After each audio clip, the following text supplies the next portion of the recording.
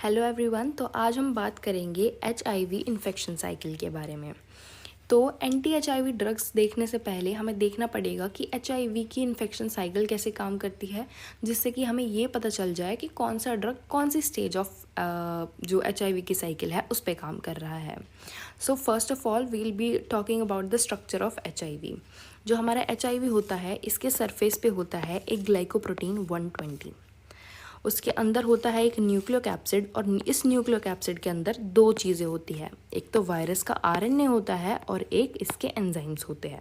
सो ये तीन चीज़ें पता चल गई। सरफेस पे होता है ग्लाइकोप्रोटीन 120, न्यूक्लियोकैप्सिड के अंदर होता है वायरल आरएनए एंड एंजाइम्स। तो अब देखते हैं ये सेल को इफेक्ट कैसे करेगा। तो ये बॉडी में आके सबसे पहले जो इफेक्टेड सेल होगी हमारे एचआईवी से, that will be the macrophage. वो सीधा ही CD4 T सेल पे काम नहीं करता, वो पहले मैक्रोफेज पे काम करता है। तो इसका जो ग्लाइकोप्रोटीन 120 होता है, it will bind with the CD4 receptor of macrophage. ठीक है, जैसे ही वो CD4 रिसेप्टर के साथ बाइंड करेगा, ये इनफ नहीं है। जो ग्लाइकोप्रोटीन 120 है, इसके लिए को रिसेप्टर प्रेजेंट होता है हमारे मैक्रोफेज पे, दैट इज CCR5। ये याद रखना कि CCR5 है। ठीक है, तो एक को रिसेप्टर प्रेजेंट होता है हमारे मैक्रोफेज पे, that is CCR5, that will also bind to glycoprotein 120। तो जैसे ही ग्लाइकोप्रोटीन 120 और को रिसेप्टर की हमारे बाइंडिंग होगी, वैसे ही जो ग्लाइकोप्रोटीन 41 है वो एक्सपोज हो जाएगा। और इस ग्लाइकोप्रोटीन 41 का क्या काम है कि ये इंसर्ट करता है peptide into the cell membrane of macrophage, जिसकी वजह से इन्फ्यूजन हो जाता है हमारे एचआईवी का इनटू द मैक्रोफेज। ठीक है, तो जैसे ही को रिसेप्टर की बाइंडिंग होगी ग्लाइकोप्रोटीन 120 के साथ, ग्लाइकोप्रोटीन 41 एक्सपोज हो जाएगा, जो कि पेप्टाइड इंसर्ट करेगा, जिसकी हेल्प से इन दोनों की मेम्ब्रेन का फ्यूजन हो जाएगा। अब को रिसेप्टर की बात कर लेते हैं। Co receptor, it should also be present if endocytosis is to be carried out. Co-receptor binding exposes glycoprotein 41, which inserts its fusion peptide into host cell membrane. The membrane fusion occurs. तो अब हमारा membrane fusion हो गया। इसका मतलब जो हमारा HIV था, वो उसका जो मेम्ब्रेन था, it got fused with the macrophage का मेम्ब्रेन। तो अंदर क्या गया? अंदर गया हमारा ये वाला सामान, जो ये सामान था पूरा का पूरा वायरल आरएनए एंड एंजाइम्स।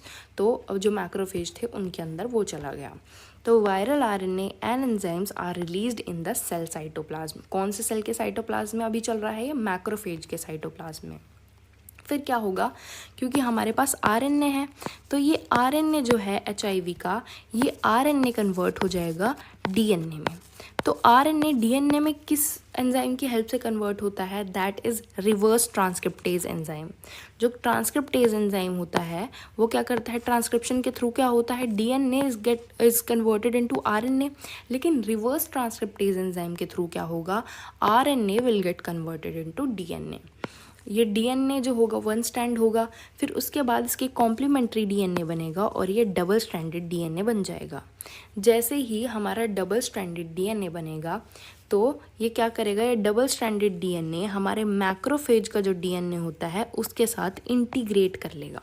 मतलब कि जो मैक्रोफेज है उसका डीएनए भी है और साथ में आ गया आरएनए, मतलब जो हमारा एचआईवी है उसका भी डीएनए। ठीक है, फिर उसके बाद इस डीएनए से प्रोटीन सिंथेसिस भी होगी। लेकिन क्योंकि ये एचआईवी का डीएनए है, तो प्रोटीन भी एचआईवी का बनेगा।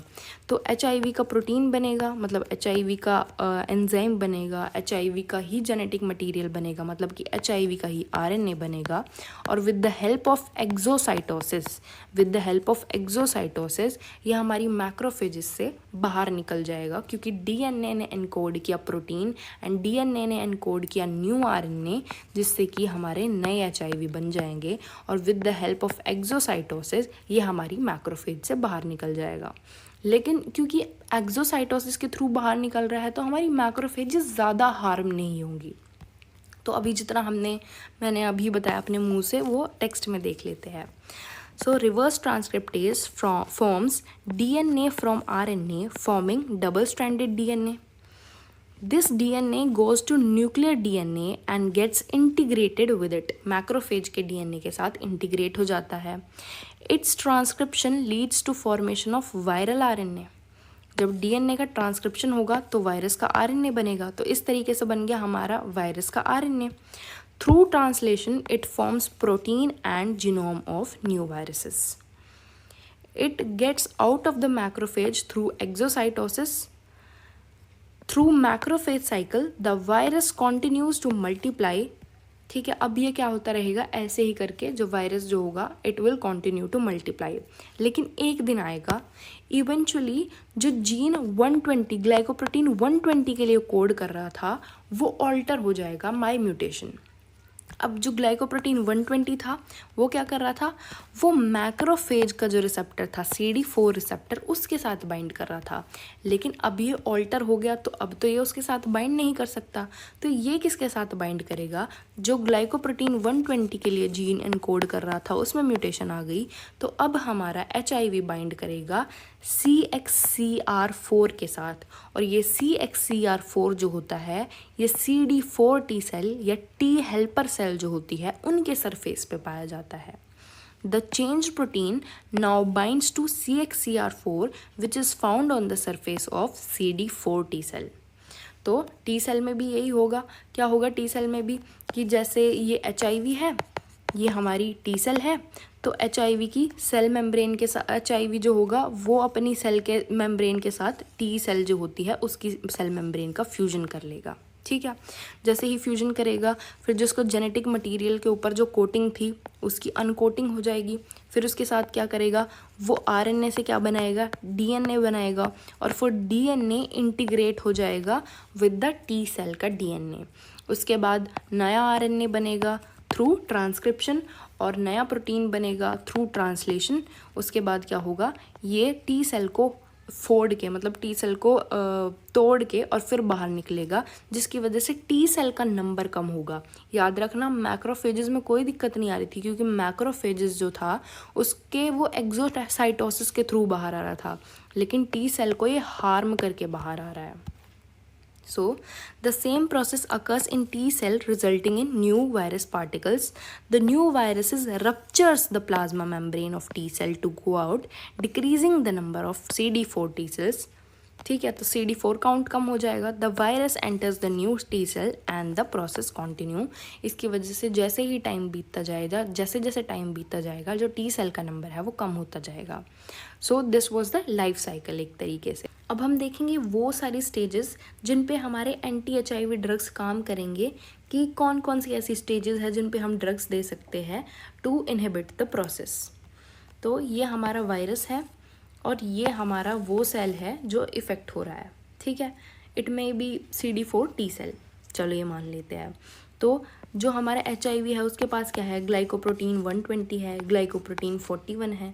और जो हमारा रिसेप्टर सेल है, अगर मैक्रोफेज होगा तो CCR5 होगा, और अगर हमारा CD4 टी सेल होगा so there will be CXCR4, ये वाला रिसेप्टर होगा। तो या तो सबसे पहले हम क्या करेंगे कि सबसे पहला ही जो स्टेप है वो ही इनहिबिट कर दो, मतलब कि HIV हमारा जो बॉडी का सेल है उसके साथ बाइंड ही ना कर पाए, उसके साथ इन्फ्यूज़ ही ना कर पाए। ठीक है, दूसरा हमारा क्या हो सकता है, जो RNA होता है उससे DNA मत बनने दो। जो वायरल RNA होता है वो with the help of reverse transcriptase get converted into DNA। तो अगर RNA से DNA ही नहीं बनने देंगे तो आगे की साइकिल नहीं चल पाएगी। तो उसमें क्या होता है, रिवर्स ट्रांसक्रिप्टेज होता है। अगर हमने ये enzyme which is reverse transcriptase इसको ही इनहिबिट कर दिया तो कुछ नहीं हो पाएगा। तीसरा स्टेप क्या होगा कि जो DNA बना है, जो हमारा वायरस का DNA बना है वो ही बेकार बन जाए, मतलब कि वो ही ऐसा बन जाए कि वो खुद नष्ट हो जाए, खुद ख़त्म हो जाए। तो जो DNA है वही ख़राब हो जाए। तीसरा ये तरीका हो सकता है। चौथा तरीका क्या हो सकता है, जो DNA है वो ट्रांसलेशन के थ्रू प्रोटीन बनाता है। ठीक है, ट्रांसलेशन के थ्रू DNA से RNA बनेगा, RNA से ट्रांसलेशन के थ्रू प्रोटीन बनेगा। तो ये प्रोटीन पहले इनएक्टिव रहते हैं और उसके बाद ये एक्टिव प्रोटीन में कन्वर्ट होता है with the help of an enzyme that is protease. Protein को एक्टिव करने वाला प्रोटीएज। तो हम ये प्रोटीएज एंजाइम जो होगा इसको इनहिबिट कर देंगे, जो कि जिससे कि जो प्रोटीन्स होंगे वो इनएक्टिव ही रह जाएंगे, वो एक्टिव प्रोटीन्स में कन्वर्ट नहीं हो पाएंगे और न्यू वायरस पार्टिकल नहीं बनेगा। तो हमने 4 स्टेप्स देख लिए जिस पे हम ड्रग दे सकते हैं to inhibit the further growth of HIV। ठीक है। तो पहले क्या होगा कि हम फ्यूज़ ही नहीं होने देंगे, so that will be infusion inhibitors. दूसरा क्या होगा कि वो अपना जो जेनेटिक मटेरियल है उसको अनकोट तो करेगा न्यूक्लिक एसिड से, सो हम अनकोटिंग इनहिबिटर दे देंगे जिससे कि वो अपना जेनेटिक मटेरियल जो होगा वो ही अनकोट नहीं कर पाएगा, तो मतलब वो ही बाहर नहीं आ पाएगा एक तरीके से। तीसरा क्या होगा, वायरस का न्यूक्लिक एसिड इनहिबिटर देंगे, मतलब जो डीएनए है इसका इनहिबिटर दे देंगे, वायरस के आरएनए डीएनए इनके इनहिबिटर दे देंगे।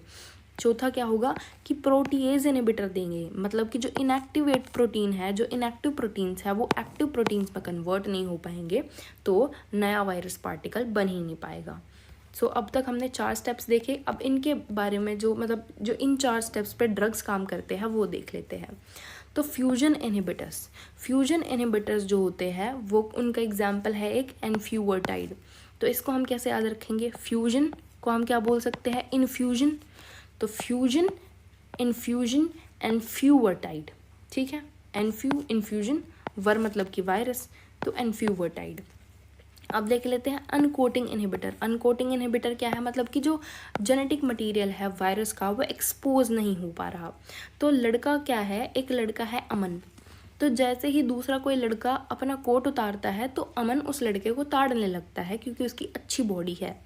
तो जैसे ही दूसरे लड़के ने खुद को अनकोट किया तो अमन उसको ताड़ने लगा। सो अमेंटाडीन, अनकोटिंग इनहिबिटर्स आर अमेंटाडीन, ठीक है। अब वायरस न्यूक्लिक एसिड इनहिबिटर्स देख लेते हैं, जो डीएनए आरएनए होते हैं उनके इनहिबिटर्स। तो डीएनए आरएनए ऐसे ही तो होते हैं, मतलब कि साइक्लिक सी है ना उनकी वो स्ट्रक्चर, तो साइक्लिक से हो जाएगा acyclovir. So viral nucleic acid inhibitors are acyclovir, मतलब दैट इज ए साइक्लोविर। अब प्रोटीएज इनहिबिटर में देखते हैं, प्रोटीएज का क्या काम होता है, जो इनएक्टिव प्रोटीन होता है उनको एक्टिव प्रोटीन में कन्वर्ट करना। तो और इंसान कब एक्टिव होता है, इंसान एक्टिव होता है जब वो ज़्यादा पी लेता है। और हम क्या चाहते हैं कि एक्टिव ना हो, तो हम पीना क्या करेंगे, लो करेंगे। तो प्रोटीएज इनहिबिटर मतलब कि इनएक्टिव ही रहे प्रोटीन, तो हम क्या करेंगे, लो करेंगे पीना, सो दैट विल बी लो पीनाविर। अब वायरल रिलीज मतलब कि अगर नया वायरस रिलीज ही ना हो, जिस टी सेल के अंदर वो था उस ही टी सेल के अंदर मरा रहे, मतलब उस ही टी सेल के अंदर रहे, वायरस रिलीज नहीं होगा तो वो नए टी सेल को अफेक्ट नहीं कर पाएगा। तो viral release inhibitor will be oseltamivir, मतलब वो नमक की तरह इधर उधर फैलेगा नहीं, आराम से एक जगह कंजेस्टेड रहेगा। जैसे नमक होता है ना, जैसे ही डालते हैं वैसे ही फैल जाता है, तो नमक की तरह फैलेगा नहीं, मतलब कि स्प्रेड ऑफ वायरस नहीं हो पाएगा। तो नमक की तरह, तो ओसेल्टामिविर। सो ये सारे के सारे कोई ऐसे नहीं है कि कोई ब्रॉड कैटेगरी है, ये सारे के सारे एग्जाम्पल है। जो ब्रॉड कैटेगरी है वो है फ्यूजन इनहिबिटर, अनकोटिंग इनहिबिटर, और वो इनकी एक एक एग्जाम्पल है। बाकी हम डिटेल में भी पढ़ेंगे इनके बारे में फर्दर वीडियोज़ में। Till then thank you so much for watching, bye bye.